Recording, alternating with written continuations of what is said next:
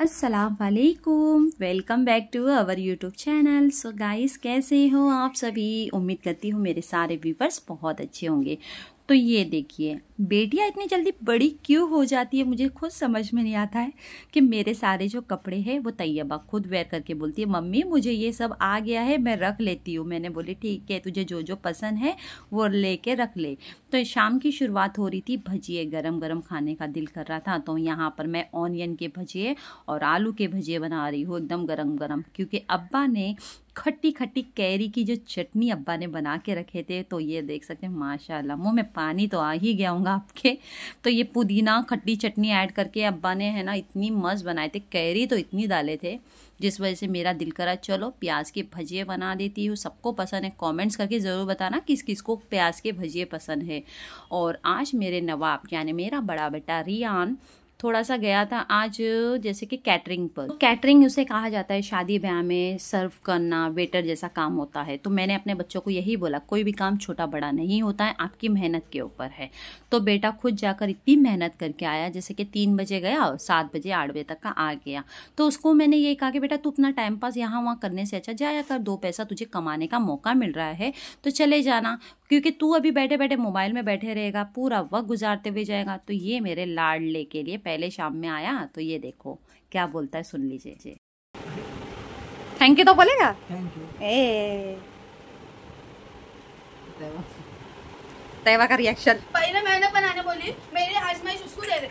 अरे पहले जाने देना, खाने देना, उसको दिल कर तो रहा। मैं जाने वाली ना वजह से, पहले मेरे को खिलाओ। तो मैं तो आया ना। ठीक है, अभी तेरे लिए बना के ला के दे रही हूँ। उसको उसमें से दे दिए। एक पीस रियान उसको दे देना। तो आपने देखा, जब 3 बच्चे घर में होते हैं ना तो इतना ही परेशानी होती है आपस में। इन लोगों को लगता है कि मुझे प्यार नहीं करते, इसको ज्यादा प्यार करते, इसलिए इसको इससे पहले मुझे दे दिए। और घर में ऐसा ही होता है। तैयबा को हमेशा मेरे से शिकायत रहती है, जब भी कुछ लाड़ में मैं दोनों बेटों में से एक को लाड़ करूंगी तो बोलते हैं हाँ उसको लाड़ कर रहे हैं, और मैं तो हाँ मुझे तो लाड़ करेंगे नहीं, मुझे तो वैसी बात नहीं करेंगे तुम। या ऐसा ही होता है, यानी दोनों तरफ से एक माँ ही फंस जाती है कितना भी बच्चों के लिए। लेकिन माँ के लिए बच्चों का प्यार कभी कम नहीं होता है, और माँ हमेशा अपने बच्चों को इक्वली ही प्यार करती है। वो अलग बात है कि ज़रा बच्चा ज़्यादा लाड़ में आ जाए तो थोड़ा समझ में आता है। चलो, मेरे रेहान को मैं ज़्यादा लाड़ नहीं करती हूँ, पहली बात आपको बता देती हूँ, क्योंकि मैं उसको ज़्यादा पैम्पर नहीं रखती हूँ। तैयबा बहुत ज़्यादा पैम्पर होती है मेरे लिए। तो ये भजिए की प्लेट सबसे पहले जा रही है अब्बा के लिए, यानी मेरे पापा के लिए। अब्बा को मैं बोली अब्बा तुम खा लो, बाद में मैं इन लोगों को देती हूँ, आप टेंशन मत लो। तो ये देखो, सबसे पहले तो मुझे खट्टी चटनी देख देख के मुंह में इतना पानी आ गया ना, तो मैं वहीं खड़े खड़े खा रही हूँ। क्या करो गाइस, बहुत ज़ोर की भूख लगी थी। और क्या सुपर्ब चटनी बनाए थे अब्बा ने, सच में माशाल्लाह इतनी अच्छी लगी ना कि मैंने आलू के भजिए से खाया। वाह, मेरे फेस के एक्सप्रेशन से ही समझ रहे हो कि कितनी पसंद आई है मुझे चटनी। और आपको दिखा देती हूँ, ये देखिए क्या चटनी है, पानी जरूर आया होगा आप लोगों के मुंह में।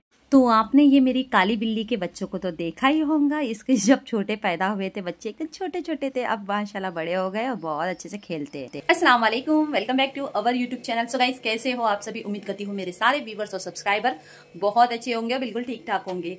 तो आज मैं बनाने वाली एक ऐसी रेसिपी जो महाराष्ट्रियन रेसिपी में बहुत ज़्यादा फेमस है, जिसका नाम है सुक्का जवला। जी हाँ, मेरे घर में तो मेरी अम्मी है ना जवले की यानी फिश की इतनी शौकीन है। अम्मी के बोलते हैं हलक से ना खाना तक नहीं जाता है, वेजिटेबल खाएंगे तो खाना नहीं जाएगा। इसलिए मैं आज बनाने वाली हूँ थोड़ा सा सुक्का जवला। और दाल बनी हुई है, राइस बने हुए हैं गरम गरम, फिर भी और चढ़ाई हूँ क्योंकि अम्मी को बहुत पसंद है सुक्का जवला। तो आज मैं उसी की रेसिपी बनाऊंगी मेरे स्टाइल से। आप लोग जरूर ट्राई करना और मुझे कॉमेंट जरूर करना कौन कौन महाराष्ट्रियन डिश सुक्का जवला इस तरह से ट्राई करता है। बहुत सिंपल, ईजी, इंग्रेडिएंट्स भी बहुत कम है, ज्यादा लगता नहीं है।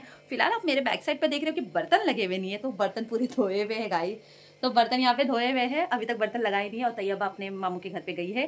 तो चलिए, और प्यार दीजिए, सब्सक्राइब कर दीजिए, लाइक भी कर दीजिए। आप लोग सब्सक्राइब नहीं करते हो, लाइक भी नहीं करते हो, और कमेंट जरूर करना किसने किसने ये रेसिपी ट्राई किया है। तो बिना समय गवाए लेट्स गेट स्टार्टेड। तो सबसे पहले अगर आप सोच रहे होंगे ये काला काला क्या हो गया है कढ़ाई के अंदर, तो ये मैंने जवले को यानी इस तरह से बारीक झींगा आपको मार्केट में आसानी से मिल जाएगा। इसे मैंने पहले अच्छी तरह से थोड़ा सा चुन ली थी कि कोई कचरा तो नहीं है, और उसके बाद इसे अच्छी तरह से मैंने थोड़ा हल्का रोस्ट यानी भून के ले ली हूँ। तो देख सकते हो, जलाना नहीं है, काला काला नहीं करना है, सिर्फ हल्का भूनना है। उसी कढ़ाई के अंदर मैं अभी ऑयल ऐड करूँगी और कांदे को थोड़ा सा फ्राई कर लूँगी। तो यहाँ पर मैंने ऑनियन, हरी मिर्च ज़्यादा क्वांटिटी में ऐड करना है, और कड़ी पत्ता। आप सोच रहे होंगे आपके ऑयल इतना कम क्यों, तो ऑयल कम से ऐड करिए, क्योंकि हर वक्त आप लोगों की शिकायत होती है ना ऑयल ज़्यादा डालती हूँ। तो आज थोड़ा सा देख सकते हो मेरी ऑयल की क्वांटिटी इतनी कम है ना, तो उस हिसाब से आपको फिर भी ज़्यादा ही लगेगा आपको कि मैंने ज़्यादा ऑयल ऐड करी। तो इसको थोड़ा सा हल्का सुनहरे कलर में फ्राई कर लेना है। ऑनियन जब तक फ्राई होते हैं हम हमारी चाय पीते हैं। तो मैं पी रही हूँ चाय, शाम का वक्त हो गया था ना इसलिए बोली चाय पी लेती हूँ। अम्मी आई नहीं अभी तक के काम पे से, गैस स्लो कर देती हूँ। थोड़ा आप लोगों से ज़रा बातचीत भी कर लूँ कि क्या है, कैसा हालचाल है मेरी ज़िंदगी में। तो देखो, सबसे पहली बात तो आप लोगों से ये बात कह रही हूँ मैं अपने लाइफ में है ना कभी बंदिश वाली लाइफ में जीना नहीं चाहती हूँ। 11 साल के बाद जितनी लाइफ मेरी जो हुई थी ना उस टाइम से ही मैंने ठान लिया, नहीं भाई बंदिश वाली लाइफ की ज़िंदगी मैं कभी नहीं जीऊँगी। और मैं हमेशा अपनी ओपिनियन, अपनी बातों को हमेशा रखती हूँ कि मुझे क्या करना है अपने लाइफ में। और मैं कोई बच्ची नहीं हूँ जो कहीं नए सिटी में जाऊँगी तो खो जाऊँगी, गुम हो जाऊँगी, मुझे मालूमात नहीं है। आपकी ज़िंदगी 11 साल मुंबई में गुजर चुकी है, आपको पता होगा वहाँ के तौर तरीके कैसी लाइफ होती है। और मुंबई में जिस तरह से मुझे लाइफ अपनी गुजारना है, तो पहली बात तो एक बात आप लोगों से मैं अभी शेयर कर देती हूँ, बाकी का आप लोगों को पता होगा कि नहीं ऐसा नहीं। तो देखो, यहाँ पर जो ज़िंदगी मुझे लेकर जो चलना पड़ रहा था ना, मैंने हमेशा आप लोगों से मेरे ब्लॉग में यही कहा कि मेरे सबसे पहले मेरे घर में रिस्पॉन्सिबिलिटीज़ है मेरे पेरेंट्स की, मुझे लेकर है कि मैं अपने माँ बाप की जिम्मेदारियों को बखूबी निभाऊँ। हाथ दुखरा तो मैं अपने माँ बाप की जिम्मेदारी बखूबी निभाऊँ। बाकी के बच्चों की बात है, वो रिस्पॉन्सिबिलिटीज़ मेरी बाद में आती है। सेकंड में मेरे बच्चे होंगे, माँ बाप फर्स्ट प्रायोरिटी है मेरी, क्योंकि उनको देखना मेरा सबसे पहला फ़र्ज़ है। दूसरी बात है कि आप इस सिचुएशन के अंदर अगर ये सोच रहे हो कि मुंबई का जो फ़ैसला है मेरे लिए छोड़कर ये सब जाना, तो देखो ज़िंदगी में मुझे अपने लाइफ में एक चीज़ है कि मैं पहले ज़रूरत को समझती हूँ कि मुझे ज़रूरत क्या चीज़ें पूरी करनी है सबकी। और पैसा कमाना बहुत इंपॉर्टेंट है, जब तक आप पैसा सही से नहीं कमाएंगे ना कुछ भी नहीं कर पाएंगे। और अभी फ़िलहाल बिल्डर से अपडेट चली से बातचीत चल रही है इस बारे में कि क्या है। फ्लैट तो बोल दिया उसने कि देखने के लिए आ जाओ, लेकिन मैं अभी फ़िलहाल मेरे पार्टनर भी बोले, मेरे लाइफ पार्टनर जी हाँ साहिल, वो बोल रहे थे कि तू टेंशन मत ले, मैं तुझे पिकअप कर लूँगा, मैं देख लूँगा, साथ में हम जाएंगे देखेंगे।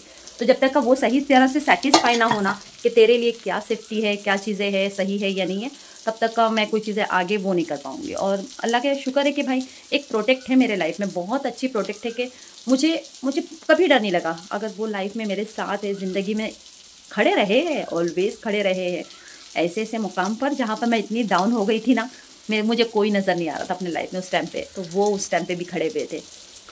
तो कांदा जल रहा है भाई साहब। ये बहुत सिंपल है, ये रेसिपी ट्राई ज़रूर करना आप लोगों ने। कांदे को है ना, इसमें कोई टमाटर नहीं ऐड करना है, एकदम सूखा जोला बना रहे हम।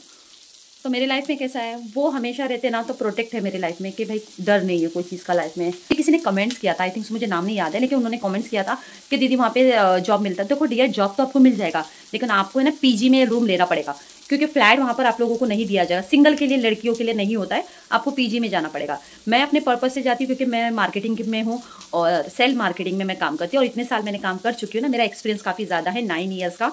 और इसकी वजह से बिल्डर मुझे प्रोवाइड करा, बिल्डर मुझे पहचानता भी अच्छी तरह से, पहचानता मीन्स मैंने काम कर चुकी हूँ, मुझे देखा नहीं उसने अभी तक के। तो इस वजह से डियर कि मेरे को कोई टेंशन नहीं है इस चीज़ का कि नई जगह पर है, मुझे क्या करना है क्या नहीं।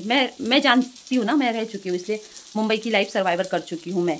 इसलिए डियर, अगर आप आएंगी ना कभी, तो मुझे मेरे सब्सक्राइबर ने कमेंट्स किया था, इसलिए मैं बता रही हूँ, साइड में शायद एक कमेंट्स देख लेना, तो उसका ही रिप्लाई दे रही हूँ। डियर, अगर आपको आना है ना, मुंबई में आना है तो तैयारी के साथ आना, पैसे पानी अच्छा खासा लेकर आना, क्योंकि यहाँ पर मुश्किल से मुश्किल लोग सर्वाइवर करते हैं, क्योंकि खर्चे बहुत होते हैं खर्चे बहुत होते हैं। आपको पीजी में ही रूम मिलेगा और सिंगल रूम आपको मुश्किल है, पॉसिबल ही नहीं है कि आपको मिलेगा। और डिपॉजिट यहाँ पे शायद होगा 5-10 हज़ार रुपये डिपॉजिट आपको पीजी में आ जाएगा। तो ऐसे हिसाब से अगर आपको आना है तो चलिए देखते हैं क्या हो रहा है जलने आ गया लगता थोड़ा सा। तो ये देख सकते हैं एकदम सुनहरे कलर में आ चुका है। अभी इसी में मैं क्या ऐड करूँगी, रेड चिली पाउडर, हल्दी और नमक मिर्ची बहुत हो गई थी लगता है, लाल मसाले की, घर का मसाला है ना। अभी टेक्सचर में मैं ऐड करूँगी, देख सकते हो जवला ये करके रखी हूँ बस दोनों दुश्मन है गाइस एकदम। दरवाजा खुला है क्या, क्यों चिल्ला रहा, जबरदस्ती चिल्लाने का। तो यहाँ पर जवले को है ना मैंने पानी में 2 पानी में वॉश कर ली थी, अभी इसमें ऐड करके ये देखो पूरा कचरा जो है ना नीचे होता है, इसको अच्छी तरह से निचोड़ना है, इस तरह से निचोड़ के लेना है आपको और ऐड करना है। तो इस तरह से ऊपर से मैंने कोथिमीर ऐड करी, अभी इस तरह से आपको सिर्फ मसाले को अच्छी तरह से मिक्स कर लेना है। आप बेफिक्र रहिए, कुछ जला नहीं है, वो सिर्फ ऑनियन थोड़ा मसाले का वो लग गया है। इसे अच्छी तरह से मैं मिक्स कर लूँगी, बहुत टेस्टी लगता है, लेकिन ये ज़रूर ट्राई करना। इसमें मिर्च यानी इसमें कोई ऐसे पेस्ट वाली चीज़ें नहीं होती है। लाल मसाला सिर्फ ऐड करना है, हल्दी मिर्ची हरी, और ना के अदरक लहसुन का पेस्ट भी नहीं ऐड करेंगे तो भी चलेगा। टमाटर तो बिल्कुल ऐड नहीं करना है क्योंकि हम भाजी नहीं बना रहे ना, हम सुक्का टाइप का बना रहे हैं। जैसे कि दाल के साथ खाएंगे ना तो माशाल्लाह बहुत अच्छी लगती है। तो आपको दिखा देती हूँ, देख सकते हो माशाल्लाह एकदम सुक्का सुक्का बनाना है, क्योंकि दाल के साथ अगर आपको खाना है ना तो इस टाइप में आप बना सकते हो। गीला विला पतला टाइप का पानी जैसा मत बनाना, एकदम सूखा टाइप का। आप अपने हिसाब से मिर्ची की क्वांटिटी डालना, लेकिन मैं हरी मिर्च ज़्यादा क्वांटिटी में इसलिए ऐड करूँ क्योंकि तीखा स्पाइसी बनाना है इसलिए। तो ये ट्राई जरूर करना रेसिपी। सिर्फ 2 मिनट रखूँगी और इसे निकाल दूँगी। तो आपको दिखा देती हूँ, दाल बना दी थी मैंने, ये देखिए दोपहर में मैंने दाल बनाई थी। बच्चों लोगों को इतनी पसंद है ना दाल कि रेहान सबसे ज़्यादा, रेहान ज़्यादा खाता है। ये देखिए फाइनली हमारा सुक्का जवला। तो इसमें अगर आपको ऐसा लग रहा है कि कुछ गीला टाइप का खाना है तो पानी भी ऐड कर सकते हो, लेकिन बेसिकली सुक्का ही बनाइए, इस तरह से मस्त लगता है। चलिए गैस बुझा देती हूँ और आप लोगों से थोड़ी बातचीत कर लेती हूँ। तो जिंदगी के हर पड़ाव में ना दुख बहुत आके गए, ऐसा नहीं कि दुख नहीं आए। इससे बहुत बहुत खतरनाक सिचुएशन से मैं गुजरी हूँ, कहीं ना कहीं ऐसे सिचुएशन से गुजरी हूँ जहाँ तक कि मैं कल के लिए सोचती थी कल क्या पकेगा, कुछ पैसे है या नहीं है मेरे पास, कैसे चलाएंगा, घर कैसा चलेगा, सिचुएशन कैसी होंगी, बच्चों की ज़रूरतों को कैसे पूरी होंगी। कुछ चीज़ें जैसे कि ऑब्वियसली बात है कि ज़िंदगी गुजार रहे तो उधारी भी होती है लोगों की, जैसे कि दूध वाला हो, जैसे स्टोर वाला हो, हर चीज़ों के लिए सोचते रहते थे कि चीज़ें कैसे चलेंगी कैसे चलेंगी। तो वक्त के साथ देखते देखते बहुत सारी ज़िंदगी में चीज़ें आजमाइश हुई मेरे कि कैसा सॉल्व करूँगी चीज़ों को, कैसे हैंडल करूँगी घर को। तो 9 साल तक आप यकीन मानेंगे 2016 से मेरी जो जर्नी स्टार्ट हुई थी ना, तब से मैंने कभी नहीं सोचा कि मैं अपने पेरेंट्स को छोड़ के जाऊंगी। मैं बिल्कुल नहीं सोचती इस बारे में कि पेरेंट्स को छोड़ के जाना मेरे लिए कोई बड़ी बात है। अभी भी मेरे लिए वो कठिन चीज़ है और मेरे लिए वो सोचने वाली बात है कि मैं नहीं जाना चाहती, सच बता रही हूँ।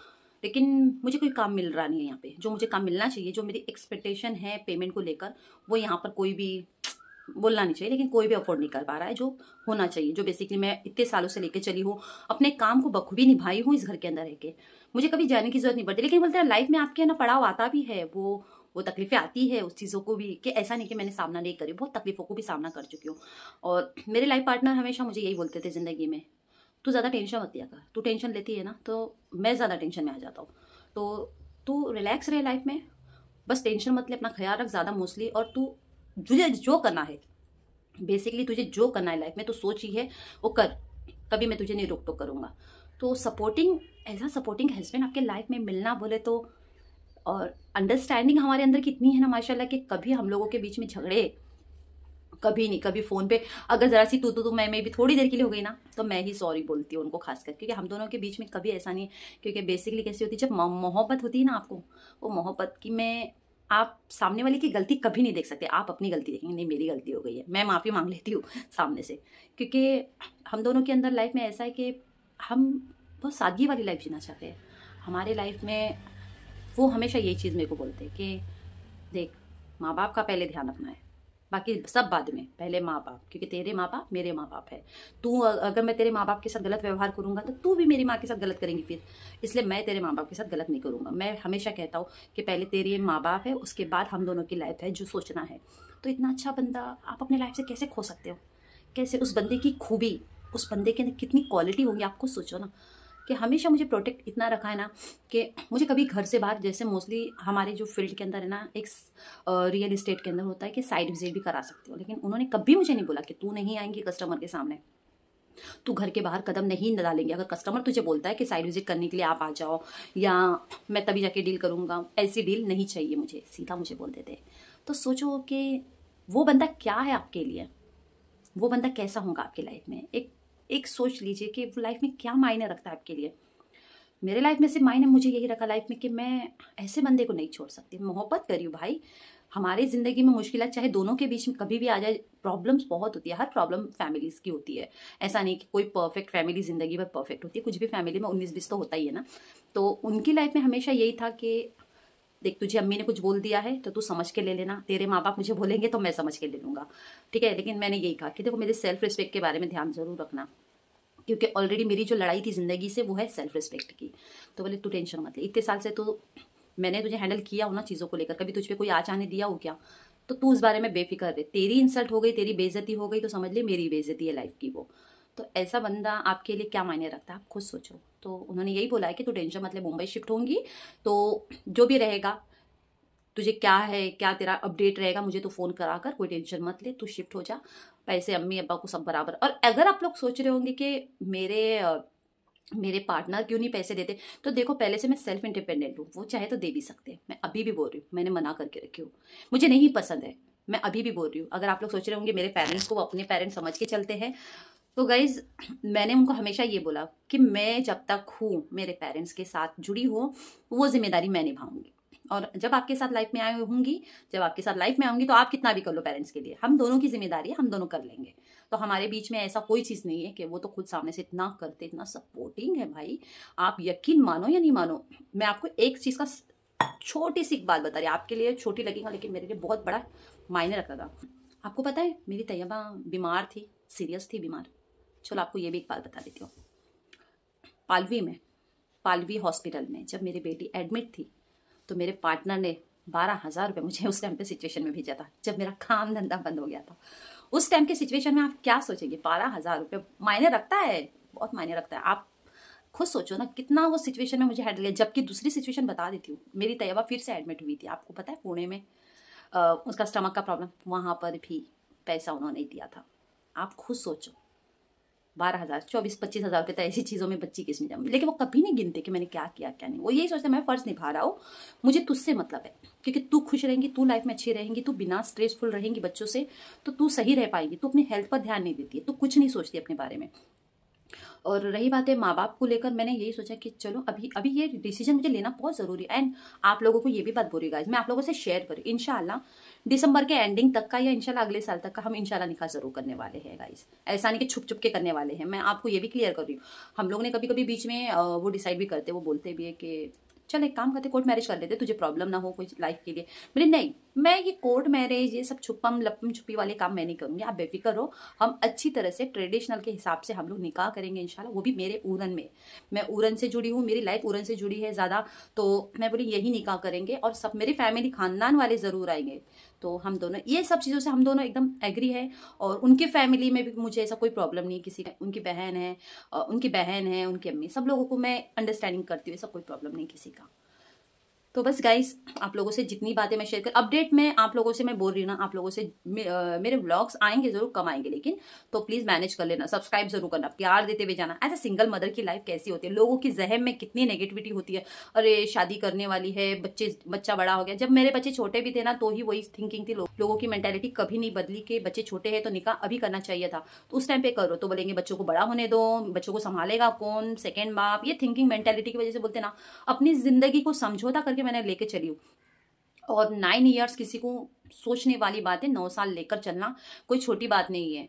मेरे जो लाइफ पार्टनर है ना, मैं तो आज भी मैं उनसे ये चीज़ ही बोलती हूँ कि यार मुझे माफ़ कर दे यार तू। हम दोनों में ऐसी ही बातचीत होती है हम लोग फ्रेंडली बहुत ज़्यादा एक दूसरे से है इस चीज़ में। पहले हम लोग दोस्त है पहले, क्योंकि हम लोग पहले रिश्ते को ये चीज़ में बोलती यार तू मुझे माफ़ कर दे यार, तो मुझे बोलते क्यों तू ऐसा क्यों बोल रही। नहीं यार, तू मेरे वजह से अपनी ज़िंदगी का इतना समझौता कर लिया है, यानी तू अपनी लाइफ का ये नहीं सोच रहा यार, तेरी एज, तू दिन पे दिन एज तेरी आगे आगे जा रही है और तू मेरे इंतजार में बैठा हुआ है अभी भी। तू यही सोच रहा है कि यार पहले सब प्रॉब्लम को सॉल्व आउट करेंगे, उसके बाद हो जाएगा, फिर सॉर्ट आउट होने के बाद फिर अपन निकाह करेंगे इंशाल्लाह, हमारी लाइफ देखेंगे। मैं अक्सर हमेशा बोलती यार तू भी ना यार इतना मेरे पीछे यार जिंदगी में ऐसी चीज़ें सोच के रह गया। बोलते तुझसे मोहब्बत किया हो तो ही रुका हूँ, टाइम पास वाला इंसान होता ना तो चला जाता था, टाइम पास करने के लिए तेरे साथ जिंदगी नहीं निभा रहा हूँ। अब खुद सोचो वो जिंदगी में बंदा कैसा होगा। आज की सिचुएशन मालूम है, लोगों की मस्त मजा लो लाइफ में, लड़की का मजा बोलते ना, एक सिंगल मदर लाइफ वाले लोगों की लाइफ, लोगों को थिंकिंग लगता है कि अरे बेवा होती है उनकी लाइफ ऐसी, तो ऐसा नहीं होती, वो तो अपने ऊपर डिपेंड करता है। आप स्ट्रांग हो, आप जवाब वाली हो, जवाब देना जानती हो, तो वैसा रह सकती हो। अगर ऐसा टाइम पास वाला इंसान होता तो मेरी लाइफ से कभी भी चला जा सकता था, लेकिन नहीं गया बंदा। इतने साल वेट किया, हम कैसे मिले, कैसे हमारी लाइफ शुरू हुई, कितना उन्होंने लाइफ में समझौता, कॉम्प्रोमाइज़, सब कुछ बहुत किया है यार, बहुत झेला है बंदे ने मेरे लिए। तो बस यही चीज़ें आप लोगों से मैं इंशाल्लाह शेयर ज़रूर करूँगी। और आप लोग जुड़े रहना, प्यार देते हुए जाना, चाहे ठंडी हो गई और रही बात है बच्चों की जिम्मेदारी, एक अलग चीज़ है, वो तो मैं निभाते रहूँगी, मेरा फ़र्ज़ है, वो चीज़ें मैं दूँगी। लेकिन मेरे लाइफ पार्टनर के लिए मैं अक्सर यही बोलती हूँ, यार तू है ना मेरे चक्कर में ना पड़े पड़े रह करे रहा, तो अपनी ज़िंदगी क्यों ख़राब कर रहा है यार, कर ले रहा। तो बोलते अब तू दोबारा बोलेंगी ना तो सोच लेना, दूसरे से निकाह करने के लिए नहीं, तेरे साथ मैं ज़िंदगी निभाया हूँ, समझी ना, करना होता तो कर लेता था अब तक का। बस आप लोग दुआ देते हुए जाइए, इंशाल्लाह आप लोगों से मिलाऊंगी ज़रूर, निकाह होने के बाद मिलाऊंगी, क्योंकि फिलहाल तो हम लोग वो मूड में है अभी, वो उनका ज़्यादा खास करे, मैं उनकी परमिशन के बिना काम नहीं कर सकती। वो सीधा मेरे को बोलते हैं इंशाल्लाह मैं मिलूंगा तो निकाह में ही मिलूंगा, और जी भर के मुझे फुल सपोर्ट है उनकी तरफ से, ऐसा नहीं कि प्रॉब्लम है। देखो मैंने उनसे ये भी बात बोली, यार लाइफ में नेगेटिविटी लोग बहुत ज़्यादा आएंगे, जब तक आप फेमस होते रहेंगे आपके लाइफ में बहुत नेगेटिविटी आएंगी, लोग गलत गलत बोलेंगे, तो क्या तुम तैयार हो उस चीज़ के लिए? तो बोले तू टेंशन क्यों ले, जब इतना झेल लिया लाइफ में मैंने, इतने लोगों ने मुझे क्या क्या चीज़ें बोले हैं, तो क्या तुझे लगता नहीं कि मैं अभी आगे तक मैं क्या नहीं सुनूंगा इन्हें, मुझे नहीं बर्दाश्त करने की आदत है क्या? बहुत चीज़ें हैं लाइफ में, मैं सब चीज़ जानता हूँ किस तरह से किस चीज़ को हैंडल करना है। तो यही चीज़ें गाइस, अपनी छोटी छोटी बातें आप लोगों से शेयर कर रही हूँ, और दुआ देते हुए जाइए, प्यार देते हुए जाइए। तैयबा को भी छोड़ने जाना है, 6 तारीख का है, 5 तारीख का नहीं था, 6 तारीख को छोड़ने जाना है। तो आप लोग दुआ दीजिए मेरी ज़िंदगी की खुशी के लिए, मुझे भी जीना है यार, मैं भी जीना चाहती हूँ अपनी लाइफ अभी खुल के, अभी जीना चाहती हूँ यार, उनके साथ अपने वक्त गुजारना चाहती हूँ, उनके साथ अपनी ज़िंदगी की हर खुशियाँ शेयर करना चाहती हूँ। तो बस अभी शिफ्ट होने हैं मुंबई में, सब सामान वामान तो अभी नहीं करूँगी, 2 महीने के बाद, बारिश के बाद ही होगा जो भी है। पहले काम को अच्छी तरह से सेट कर लूँ, बिल्डर के काम को, फिर उसके बाद सेट हो जाऊँ। तो चलिए दुआ में याद रखिए, चाय ठंडी हो गई है, ठंडी चाय है, तो दुआ में याद रखिए, अपना ख्याल रखिए और प्यार देते हुए जाइए। मुझे ज़्यादा सपोर्ट करिए, सपोर्ट करते ही नहीं हो आप लोग। और कुछ भी सवाल रहेगा बिंदास होकर मुझसे कमेंट्स करना, मैं जवाब देने के लिए हाजिर हूँ, जो मुझे लगता है कि मुझे जवाब देना ज़रूरी है, तो मैं आप लोगों की बातों का जवाब ज़रूर दूंगी। हाँ, और लेकिन एक बात कहूँगी, लाइफ में ऐसे पार्टनर को देखना जो सबसे ज़्यादा आपको अहमियत रखता है, ना कि आपके बुरे टाइम को सोच के भाग जाना, ना कि आपके वो सिचुएशन में कि अरे क्या सिचुएशन था और तब भाग जाना, ऐसा नहीं। ऐसे लाइफ पार्टनर को तो चुनो मत, जिंदगी में वो चुनो कि जो आपके दुख दर्द में सबसे ज़्यादा आपके साथ था। खुशियों में तो हर कोई होता है ना, दुख दर्द में कौन होता है, वो सबसे मायने रखता है, इंपॉर्टेंट रखता है लाइफ में। चलिए तो आप याद रखिए, अपना ख्याल रखिए। किचन पे बैठे बैठे आज आप लोगों के साथ बात कर रही हूँ, और प्यार देते हुए चाहिए, सपोर्ट करिए, कमेंट्स करिए, और हमारी जोड़ी के लिए भी दुआ करिए कि हम दोनों की जोड़ी सलामत रहे। बाय एवरीवन, टेक केयर, ख्याल रखना अपना। लड़कियों को खासकर बोलूँगी और लेडीज़ को भी बोलूँगी, अपने ज़िंदगी में ना वो मुकाम बना के रखूँ, ताकि आपको कभी भी किसी और के सहारे पर निर्भर नहीं रहना पड़े, आप खुद इंडिपेंडेंट रहो, ताकि कोई भी आपको रही है ना, हीरे को कैसा परखता है वैसा परखना ज़रूरी है आपको भी।